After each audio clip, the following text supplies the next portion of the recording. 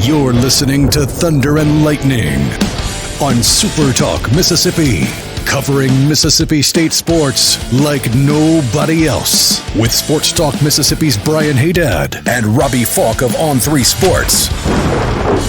Now get ready for Thunder and Lightning. This is Thunder and Lightning here on SuperTalk Mississippi. Brian Hadad and Robbie Faulk here with you on a Monday morning.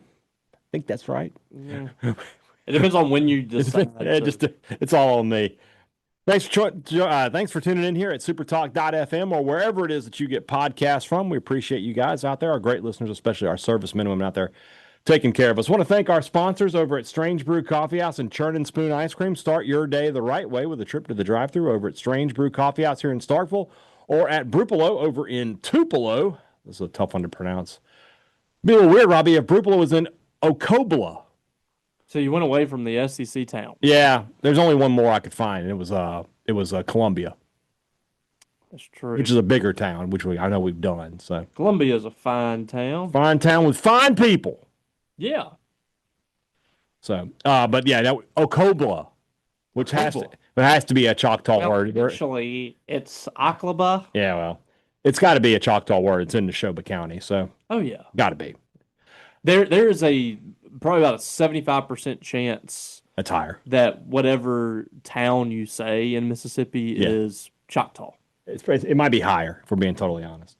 I feel safe that the county that I live in is a Choctaw as well. Very much so. Wherever you are in our great state, yours too. Yes, you enjoy Strange Brew Coffee each and every day. It's just a click away at strangebrewcoffeehouse.com. The Mississippi Beef Council wants to remind you that beef, it is what's for dinner. We're having beef tonight. Jennifer found this birria pot roast at Aldi. Oh, yeah. I'm looking forward to that, making some tacos tonight. So what's the difference between that and a regular chuck roast? Well, it's the seasoning is on it already. The birria. It's already seasoned. Yeah. It's just put it in and cook it. That's what we're having. Okay. So I'm excited by that. What do you put in with a regular pot roast? Oh, if I was making just a regular pot roast, I'd put like half an onion, chop up a carrot, and potatoes. No. You don't do potatoes? I do my potatoes separate. Okay. And I'll put a couple cloves of garlic in there as well. Interesting. Yeah. And along with the seasonings and all that good stuff. Okay. That's how I roll. What's the seasoning like on this pot roast? What is the birria seasoning? So what is that? It's a Mexican. Traditionally it's done with goat. Okay. But this is something. It's very popular right now. It's basically like a spicy, but there's some like some chili notes in there. It's hard. It's very good. I've had birria tacos. They're very good. And so you're just gonna shred this thing up, shred it up, put it on some tortillas, a little cheese, a little hot sauce. How can I go wrong? Sounds amazing. Yeah, I'm excited. So, guys, so many great weeknight and weekend ideas. If you're trying to make it easy on yourself, beef is the ingredient you want to use. Beef, it's what's for dinner. Thanks to our friends at the Mississippi Beef Council. College Corner, collegecornerstore.com is the place to find the maroon and white merchandise that you're looking for. You are looking for it, aren't you? You need new gear. It's almost football season. Look at our friend Robbie Faulk here. Got the interlocking rope hat working. That shirt, that old school shirt, is fantastic. Well, you didn't have to say that. Well, we're talking about College Corner. I know, but you screwed up. Well, I'm just saying they have hats like that. I've seen them. So the stuff that you're looking for right now, if you're thinking, man, I'm so tired of these Banner M polos. Guys, they have an incredible selection for you at College Corner. Check it out. 2 locations to serve you in the Jackson area. Original by Fleet Feet, Flow by the Half Shell, and you can shop online at collegecornerstore.com. You guys ever listen to that Thunder and Lightning podcast? Have you ever heard of the Boneyard? That's what you just did. You just did that. Well, I was just letting you know where I got it. Oh, don't tell anybody that. We got to lie sometimes. Restaurant Tyler, Starkville's flagship restaurant for lunch, dinner, Sunday brunch. Best meal in town, always at Restaurant Tyler.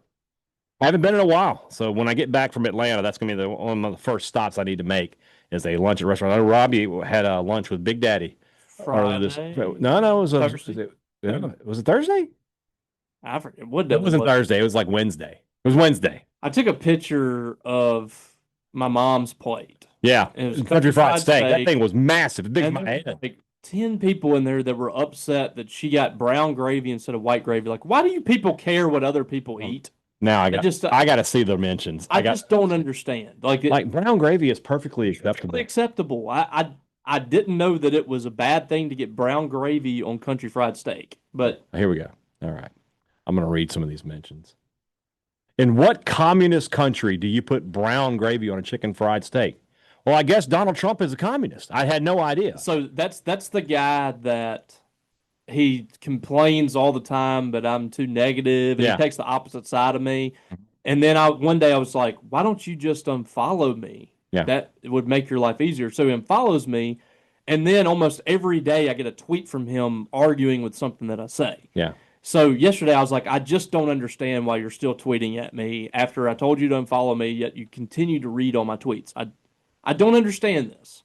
But there are tons of people on Twitter like this. And you had like 4 more people asking about gravy. I'm like, guys, brown gravy is delicious. I didn't understand that. I don't really like the white gravy. I'm not a big white gravy guy. So I didn't understand the people that were upset about that. All that to say, that country fried steak was perfectly acceptable and very good. Delicious, yeah. And I had the fried chicken, boy plate. Fried chicken. Amazing. Very good.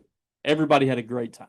My dad had pork chops. Of course, your dad is the pork chop king at Restaurant Tyler. He loves them. Yeah, he was taking his sweet time. He does. Well, he talks. He's a talker. We were all done, like getting ready to pack stuff up. He's eating like 2 bites. He had another pork chop left. I'm like, my gosh, Dad. He and I are the opposite because you've seen me. Like I'm like a vacuum cleaner. I'm kind of like that too. Yeah, I don't. It was weird. I never had siblings. It's not like I had to eat fast, so I don't know. Priority One Bank, 16 locations to serve you throughout Central Mississippi. Let PriorityOneBank.com be your guide to show you not only how they're going to help you invest and manage your money, but how they're going to help you prepare for the future.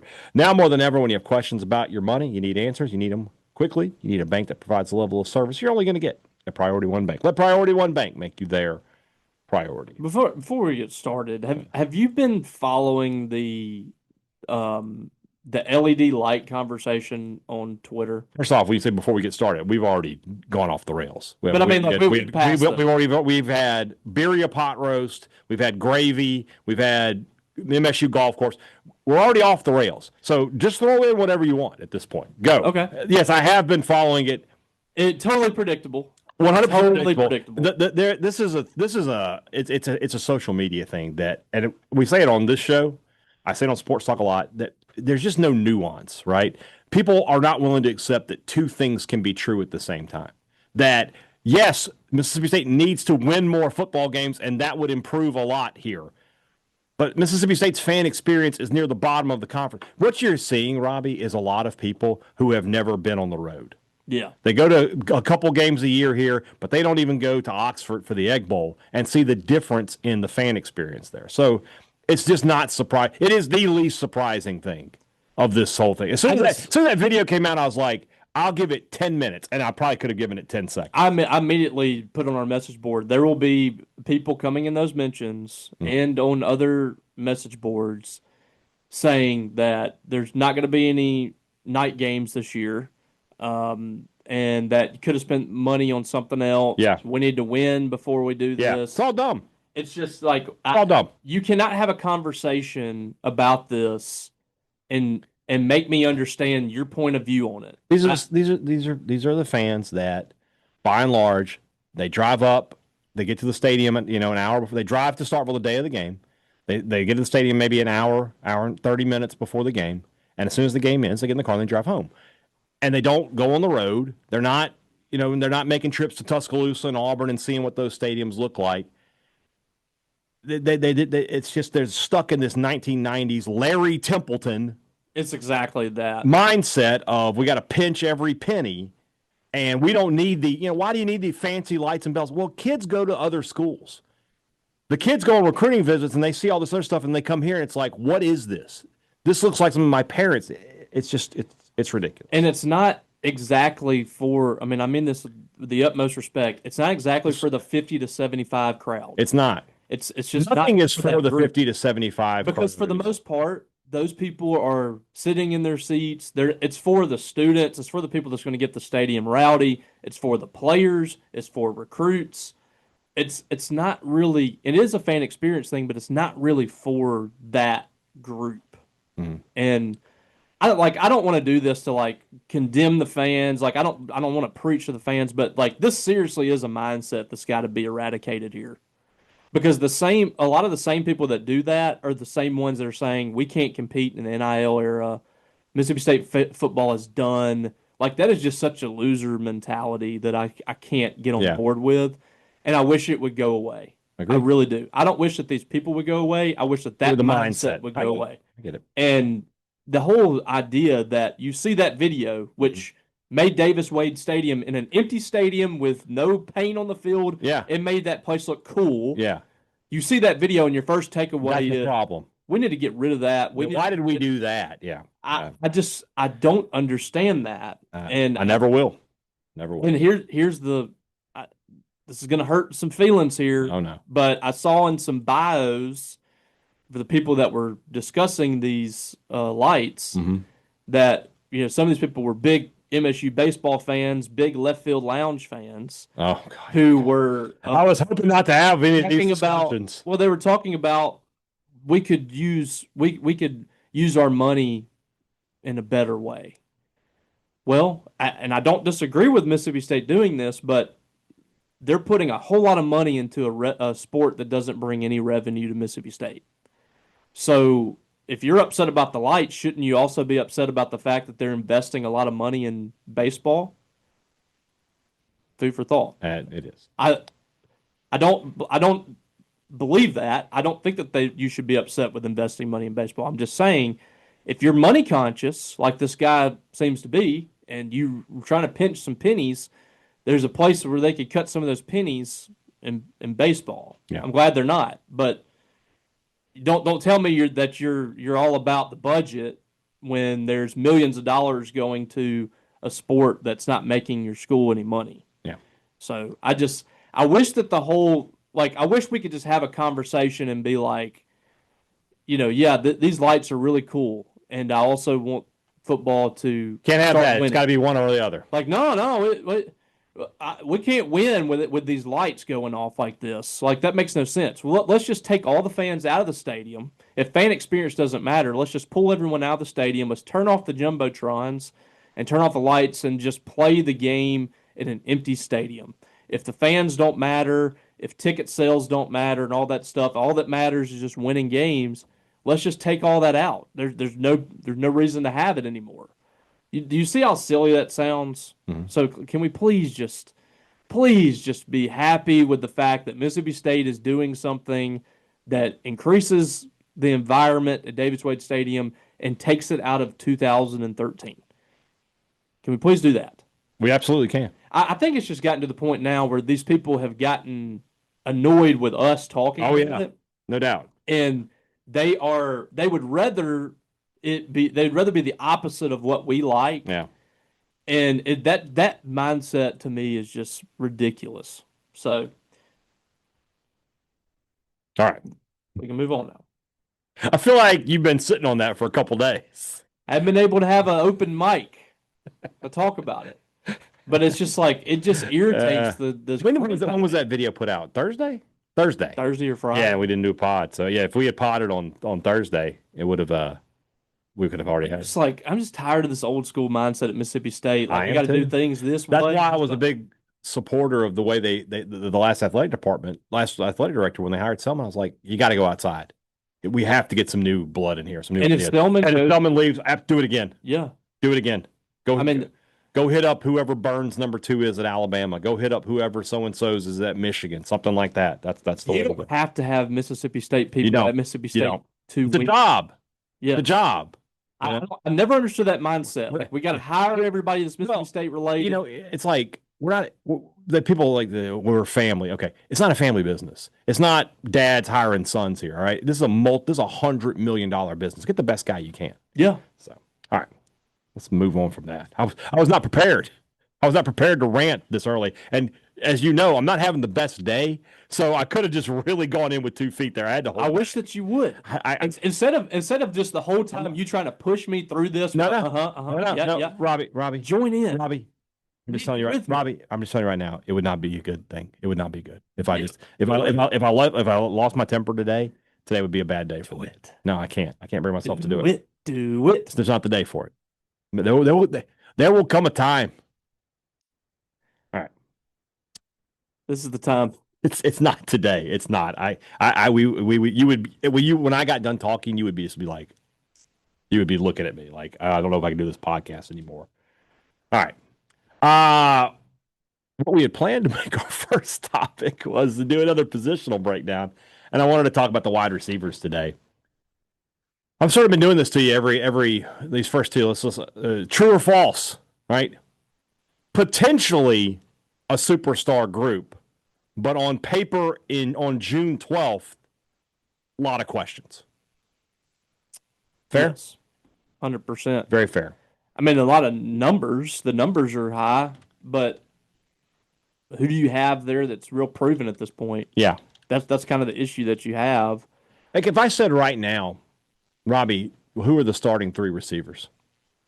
I like Aiden Williams a lot. Okay. I think very high ceiling there. But again, I mean, he hasn't done anything yet. Right. Really. He's one of those guys that every single offseason you saw a Ole Miss beat writer. Like, man, he looks good. Yeah. Yeah. Lane Kiffin would hype him up, and I think what really happened to him is they had just loaded up on so many transfer receivers and guys just like there just was no real opportunities for him. So I really like him a lot. You got to think that Jordan Mosley is probably going to be in the mix there. Especially game one, Yeah. Mosley will likely start. Yeah. And I thought Mosley had a solid year, or at least he did some solid things last year. But last year was probably his best season. This goes back to two things can be true, right? That Mosley is not a game breaker by any stretch of the imagination, right? But you look at his stats last year, he caught 23 passes for 405 yards and 3 touchdowns. He averaged almost 18 yards a catch. He had 5 catches before that. Yeah. If you are getting that from your 4th or 5th best wide receiver, you're in a great spot. Mm-hmm. And so if he gives me those exact same numbers again, but just to name some names, Williams, Thompson, and Evans are all ahead of him, then who cares? That's a great spot. I think there's a lot of potential with this group, but Mosley right now is your most experienced receiver, pretty much. Yeah. He caught that first touchdown last year. We were like, oh, Jordan Mosley, here we go. It's finally going to happen. It was like first possession, wasn't it? Yeah. Yeah, Anthony Evans probably has the highest ceiling out there, and that's a guy that just didn't get to do a whole lot at Georgia. And a lot of that's kind of like Aiden Williams. He just had players in front of him. And again, like I keep saying about him too, I just did not like that offense he was in. I didn't think it really brought out the best in him. This is an offense that you could see him really breaking through. Yeah. Could he have a year at least somewhat similar to what Kevin Coleman did last year? I think he's talented enough. Brennan Thompson, they obviously think a lot of him as a game-breaking type guy, a guy that can produce big plays. His biggest year came after Jeff Lebby in an offense that was not as explosive as Jeff Lebby's, but they are really high on him. And the fact they're sending him to media days, I'm fascinated to talk to him. Now, John Lewis went last year, so that doesn't mean anything. It's not, year, but let's not make that an indicator of future success. Yeah, I think that was like in his court. John Lewis didn't play through the way they thought he would. Yeah, so I like the possibilities here, but there's so many guys that you just don't really know. I think Ricky Johnson has a chance to have a breakthrough season. He had the best spring game of any of them, I thought. Yeah, he was really good. I'm expecting big things from him. He could break through this year. And that would be a good guy to break through because they're having some success there at his high school. And that wouldn't be a bad place to be involved with. So I think that it's a potential. It's a group with a lot of potential, but we just haven't seen it yet. I mean, like you kind of mentioned there, the Thompson 19 catches, Mosley 23 catches. That's about it. Now, the two guys who had some production, Marcus Allen last year at Eastern Michigan, he had I believe like 40 catches for them. Am I correct? Am I not saying that right? Maybe so. I don't remember. Now you got me questioning myself because his stats didn't come up on the web page there. I'm gonna be mad if I'm. No, I'm right. Yeah, 43 catches, 651 yards a season ago for Eastern Michigan, 3 touchdowns. Not terrible. Not, I mean, again, it's just not. It's just not awful. And then Cam Thompson at Eastern Illinois last year. I'm sorry, at Northern Illinois, 28 catches, 391 yards. You just don't have that guy who, as we mentioned, just stood out the way Kelly Akari did a season ago. Also, it's so weird to think about. Go back to like November, right?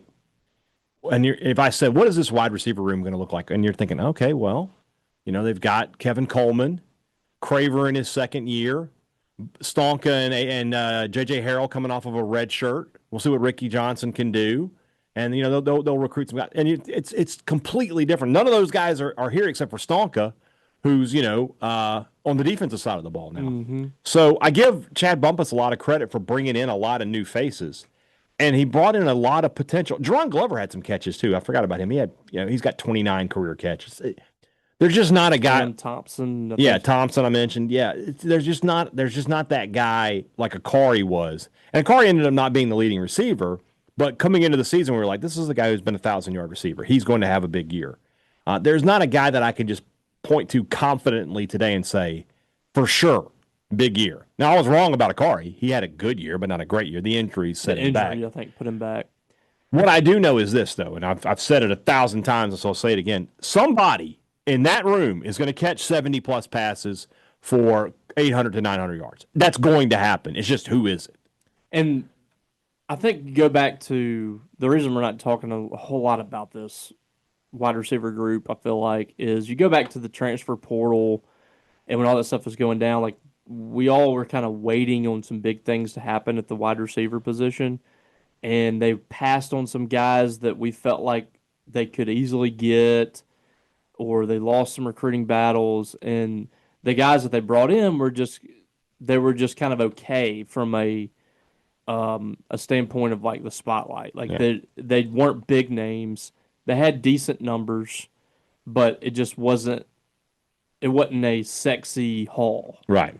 So that's kind of, I feel like the issue is like you just didn't have a ton of big names come out of the portal at the wide receiver position, and people were just kind of skeptical.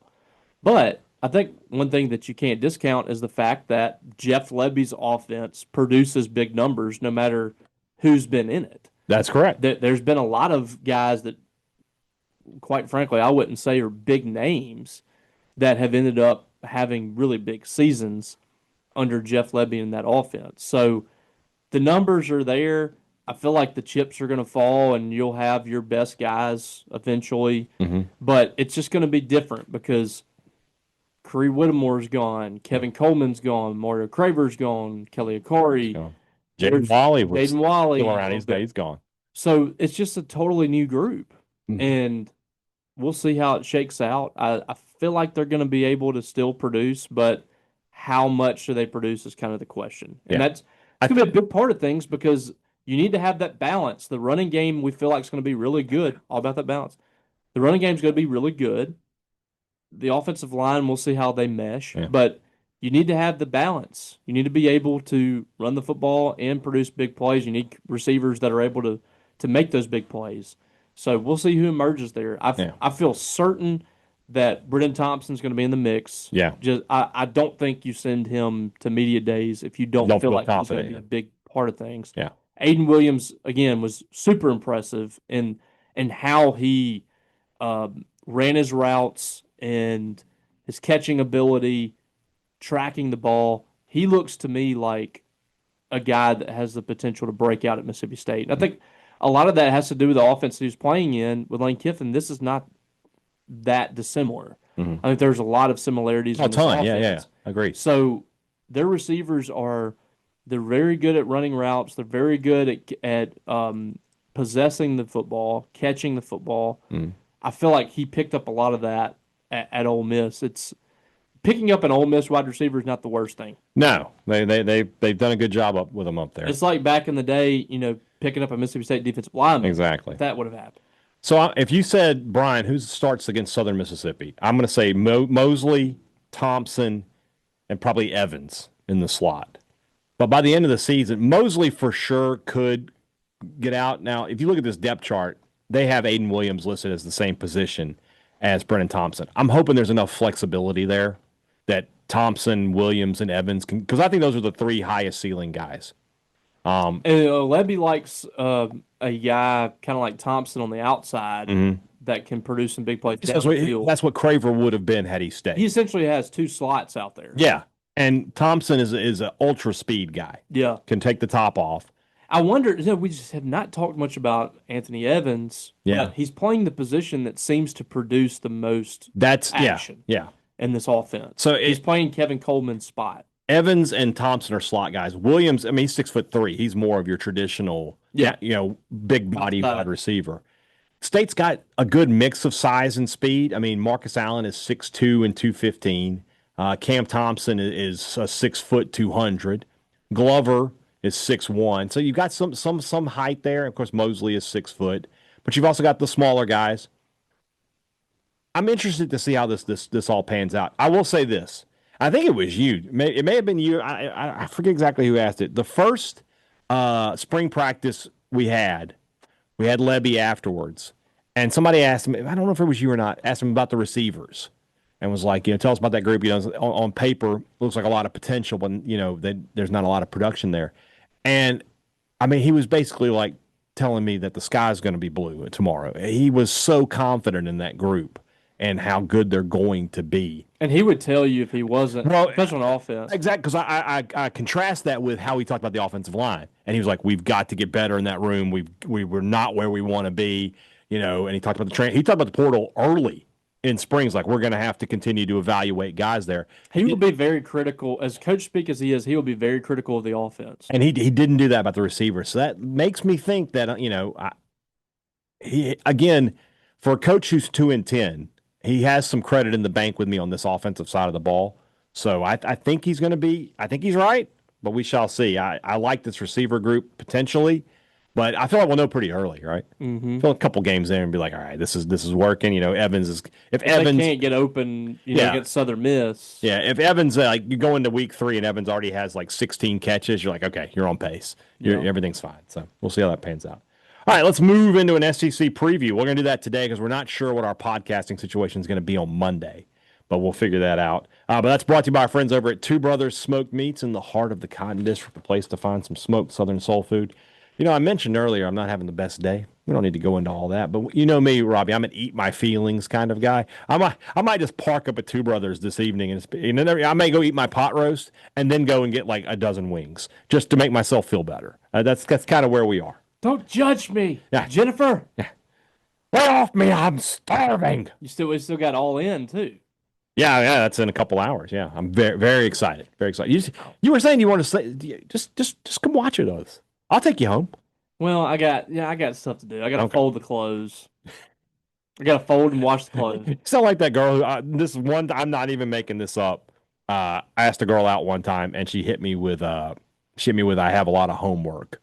Oh, it was like a Tuesday, and I was asking her about to go out that weekend, and she'd be like, boy, it's like I just hit her with it's cool, and I walked away. I got laundry to do. You can pick up on people's energy, and if you're lying to me, I know. I'm just like, I'm not going to fool with this. Just say no. It's cool. Yeah. Anyway, tell me. I wonder what she's up to today. Ugly. I need to look her up. I remember her name. I bet she's not as successful as you are. You say that, we're going to look, and she's like, director of neurosurgery. Oh, okay. All that being said, we love a trip to Two Brothers and the older brother. I ate at the older brother last week with my cousin John, and it was his first time there, and he was like, Brian, you were right. I was like, I told you. They got the burger, and he got their – I'd never seen anybody get the turkey sandwich before. He said it was fantastic, though, and they loved the fries. So I absolutely love the cheeseburger. I still have not gotten the Philly cheesesteak. Still have not gotten it. I couldn't talk myself into it. Let's do it when you and I go. All right. Next time. Yep. Next time at the older brother.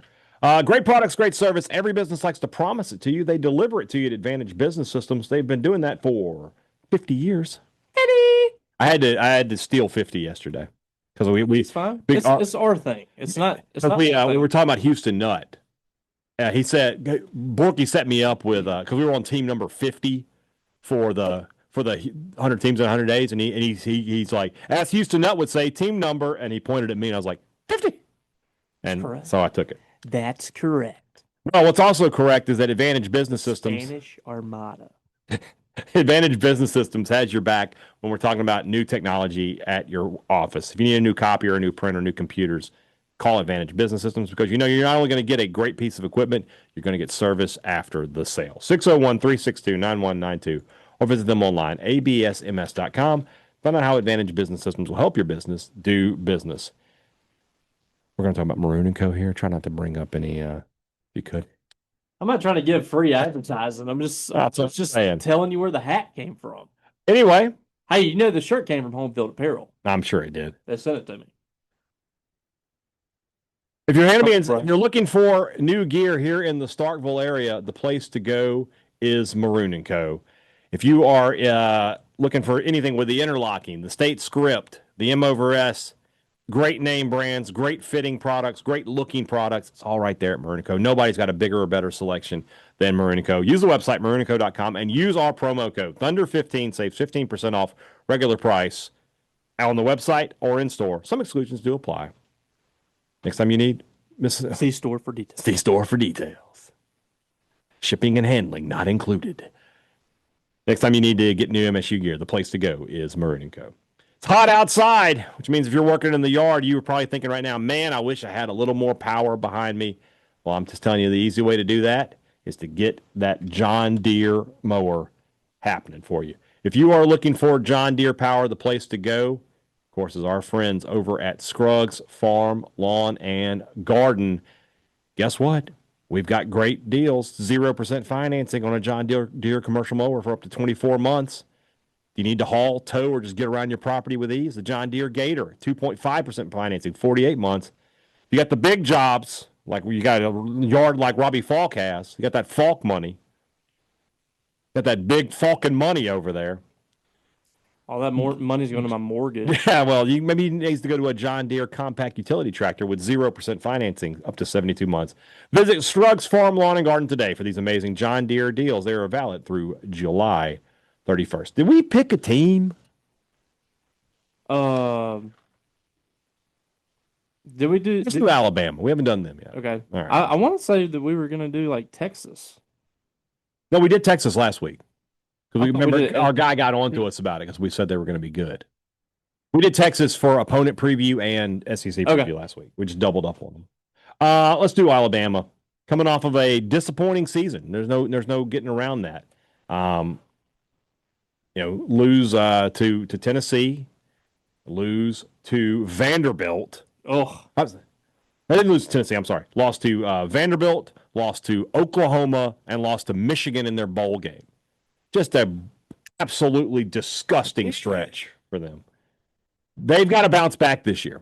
If they don't, they're going to be in real trouble. Kalen DeBoer's going to be in real trouble. I firmly believe it. They start off the game with one of the most interesting week one games of the year at Florida State. Florida State obviously looking to rebound.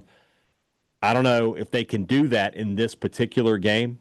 But that being said, I think Florida that State's an interesting. And you know who Florida State's offensive coordinator is, right? Yeah. Gus A guy who knows a thing or two about beating Alabama. I'm just saying it could be interesting. I think Alabama wins, but it could be interesting. It could be interesting, but I'm taking Bama for sure. Yeah. I'm very interested to see what Florida State looks like. If they go like 6-6, they're probably firing Norvell, I would think. Oh, yeah. It's time. After Yeah, you got to move on. Yeah. Season that you had last year. Agreed. I mean, what an extreme turn of events. Yeah. They were 12-0. And they lost their bowl game when the whole team quit Against Georgia. But they're still they're 12-1. Yeah. They had a great season. And then, they went 2-10. So, yeah. They lose like Boston College. Yeah. Yeah. Yeah, now they played. Yeah. Now they have their quarterback. So, all right. Alabama 1-0, 2-0 with ULM, although Nick Saban will tell you to watch out for that one. Never know. Fun game here. Hosting Wisconsin. ULM's coach now. Oh, he was at I forget his name. He's a good coach. It was Brian Vincent. He was at Troy before that. Okay. No, I'm sorry. He was at UAB. He took over for Bill Clark, and they fired him to hire Trent Dilfer. How's that work? Great call. Alabama hosting Wisconsin should be fun. I think they'll win. Whiskey. I think they'll win. They'll go to 3-0. Off week. at Georgia. Luke Fickell's kind of been a bit of a Huge disappointment. I really thought he would take that program and compete with Ohio State. He also did something that I never see. He coached the bowl game before he was. Yeah, that should have been. That was maybe really that should have weird. told us. Yeah, they'll win that game. Okay. They lose to Georgia though. At Athens, Yeah. probably so. Yeah. All right. I have never been felt safer about saying a win than Alabama beating Vanderbilt this year. They will take it out. You may have to put some money on that one. They'll beat Vandy. They're going to punish Diego every chance They're going to blitz him every play. You blitz all night. At Missouri, I think they get the win there. Yep. So far, so good. It's fine. Tennessee. At Tuscaloosa. It's at Tuscaloosa. I'm taking Bama. Probably going to win that one, yeah. Quarterback situation Yeah. is an issue. All right, here's an interesting one. At South Carolina. Mm. South Carolina had them last year, had them on the ropes and couldn't figure it out. That's upset central. It really is. Do I want to pull the trigger on that though? I don't know if I can predict it today, but I could definitely see South Carolina win that game. Lenore Sellers like going all out. They could absolutely win the game. I'm taking Bama, but watch out for that game. Yeah, I'm with you. Off week, and then they host LSU. We've already done LSU. I predicted this game. I predicted LSU to win. I think LSU wins this game. Even in that Tuscaloosa, I think experienced quarterback. Yeah, defense will be good. I think, and that's now we're on the rocks here. Now it's like, oh gosh, are they going to get in? They finished off the season with teams they should be able to beat. They host Oklahoma. That's another one. That's another revenge. They should take it out on them. They have Eastern Illinois, and then they go to Auburn. And you and I both know this. The games that are at Auburn are always wacky. You mean 2 years ago when Auburn was really bad, they should have won. They had to throw a Hail Mary pretty much for the win. Yeah. That was a game where if Tank Bixby just goes out of bounds, or it doesn't go out of bounds. If he just stays in bounds, they win the game. But they didn't. So I'll say that Auburn loses. I say Alabama wins. But just be aware, it's going to be. I would go ahead and tell you right now, whatever the point spread is, take the Tigers. Auburn and South Carolina. I'm keeping eyes on both of those games. Okay. Is 10-2 going to be enough to get in the playoff? I'm just going to say this. Let me just say this. On what I have written here, I have 3 11-1 SEC teams and 1 10-2 SEC team. No, I'm sorry. They're 9-3. So they would be the 4th place team in the conference, would be Alabama. I have them behind Georgia, LSU, and Texas. Yeah. Is that going to be enough to get in? Well, last year we kind of had that same situation. We're like, there's a lot of like 1-2 loss teams preseason. They needed to not be a glut of 2-loss teams. They need to be the only 10-2 SEC team. If they can pull that off, they should be okay. We'll see. Yeah. So, all right. Well, we'll see what happens. We will see what happens. All right. We're just going along here. We still haven't. Let's see. We have not done. Obviously, Ole Miss and State. We haven't done South Carolina. We haven't done Tennessee. That should be right? So Tennessee. So we've got. Have we done Florida? We've done Florida. We done Georgia? I don't think we've done Georgia. So we got. No, we have not done Georgia. So okay. So here's what we have left to do. Georgia, Ole Miss, and State, which we know are the last 2. South Carolina, and Tennessee. We have 5 left. There's 5 weeks to kick off. That sounds about right. Yeah. All right. Sounds good to me. Talk to you guys. All right. Not sure about a Tuesday podcast at this time. Just depends on travel arrangements and things and time. What time I have available in Atlanta. But we will record live from SEC Media Days. Available. Yes. So it's more about me. Yeah. Yes. But we will find out we will definitely have a podcast for you on Wednesday and Thursday live from the SEC Media Days in Atlanta. Talk to you guys again then. For Robbie Faulk, I'm Brian Hadad. Thanks for listening to Thunder and Lightning here on SuperTalk, Mississippi.